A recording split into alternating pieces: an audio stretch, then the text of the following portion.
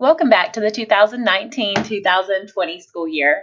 This video is going to describe halftime, a 50-minute time period during the middle of our day that is an opportunity for you to be able to work with your teachers and eat lunch as well as have club meetings and see your friends. So why do we have halftime? Well, one thing about halftime is we know when you have the ability to ask questions, get help, work on things longer, get feedback for improvement, the likelihood that you're going to understand the work that you're doing greatly increases. So one of our main purposes for halftime is for you to be able to get in there and get that extra help, do that extra work, ask good questions so that your learning will, of course, increase.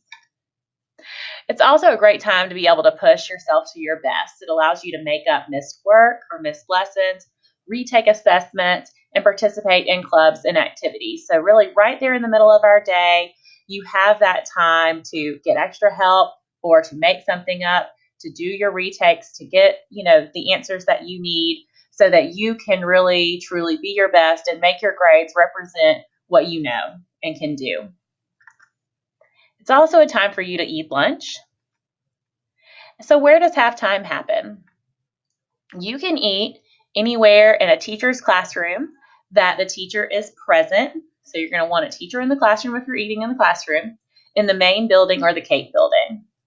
You can eat in the media center, the lunchroom, and on Panther Patio, which is what we call the tables out behind the cafeteria. You shouldn't eat in a room that does not have a faculty member. So remember, you must have a faculty or staff member present in the room where you're eating. You should not be in buildings other than the main and Cape buildings, so that would exclude the gym and the Fine Arts Center.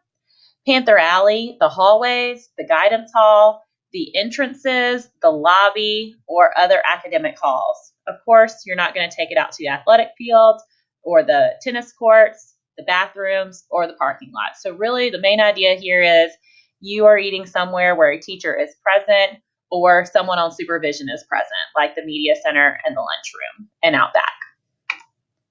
So we've got a nice visual here. This is kind of the center of the school. That's the areas, the main areas for you to eat. Of course, also the teacher classrooms and out back. And you can purchase food anytime during the entire 50 minutes of lunch. So first week or so, the lines will be long because a lot of people will just seem to go right at the beginning of the halftime. But if you'll give it a little bit of time, the lines will go down and you'll have plenty of time to get whatever you need. So just know that if the lines seem a little long, go ahead, head to the classroom that you need help or that you're working on something with a teacher. You can always head back and get your food later. Trash should, of course, be properly disposed of in a trash can. We don't want to leave anybody's rooms with trash in them, so make sure that you're putting your trash away properly. And if you do have a spill, report that to the main office. So when does this happen? Halftime is 50 minutes, and it happens between second and third block. So on a regular school day, this is from 11:15 to 12:05. That still gives you that 10-minute transition to get to third block, which begins promptly at 12:15. So please make sure that you've cleaned up and head to third block to arrive on time. Every teacher will hold office hours at least twice a week for 25 minutes. The teachers' halftime schedules should be posted in their classrooms, so check them out. And it's also available on our BLHS website. If you have any questions about when your teacher is having halftime, just ask. So here's a sample of the schedule that you'll see posted up throughout the school. And the way that you're going to want to look at this is first know the teacher that you're wanting to go and work with. So the little arrow here is pointing to where the teachers' names are. So for instance, if I wanted to go see Miss Waters, I find her name. It's over there on Tuesday and Friday. And her name is highlighted over here with the arrow. So then I need to know what time does Miss Waters have it. And she has halftime, first half, 11:15 to 11:40. So basically you're just using that matrix. You're finding the teacher's name, and then you're finding the day, and then you're finding the time. Another thing to know is that we really tried to spread out teachers from departments a little bit more this year so that, for instance, here with foreign language, Mr. Spence is available on Mondays and Thursdays, and Mr. Harvey is available on Tuesdays and Fridays. So basically every day of the week, there is a world language teacher available for help. Same thing with English, same thing with math, same thing with history. So we really tried to spread it out there. And then we have our cake teachers all together at one time. So there's kind of one big main push that for whenever students would be down in the cake building with those teachers. The last thing you'll notice here is Wednesdays. Wednesdays are overtime, and that's where you have lunch by class. So seniors and freshmen will have lunch first to make sure those seniors are getting the first lunch, and then they'll go to overtime. And overtime is where you'll meet with your homeroom and be able to spend some time kind of handling the business of the school, some of those things that we need to get done, of course, like our technology skills, our character development. Sometimes we have some surveys and just different things like that. That's where we work on our growth mindset, taking a look at our grades, checking our emails, and getting those announcements. And then, of course, you see underneath seniors and freshmen, junior and sophomore, and they have overtime first. So juniors and sophomores will report to overtime as soon as the bell rings. So they'll be there about 11:15, and then they'll head to lunch after that. So a big question I always get is, do I have to go see a teacher?